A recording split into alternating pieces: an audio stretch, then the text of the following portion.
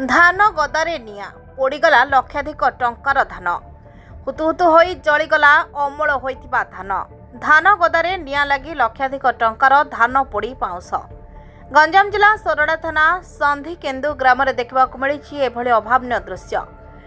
नियार आरे जली पोड़ी पाउंस हो जाइछि क्विंटाल क्विंटाल धान फसल जार आनुमानिक मूल्य 10 लाख टंकार ऊर्ध्व हेब बोली आकलन करा जाइछि। धान अमल समय चाषी पाचिला धान फसल को खेतरू काटी आनी खଳାରେ गदा करी रखिथिले। विलंबित राति कई दुर्बृत्त धान गदारे निया लगाई चली जाइथिबा संदेह करा जाउछि। सकाळ उठी देखला बेलकु धान गदारे निया लागिछि। खबर पाई सोरडा अग्निशम बाहिनी घटनास्थल में पहुंची निया को संपूर्ण आयत्त करिछि। वर्ष तमाम परिश्रम करी अमल करिथिबा धान फसल पोड़ी पाउंस हो जाइथिबार देखि संपूर्ण धैर्यहरा हो जाइछि चाषी।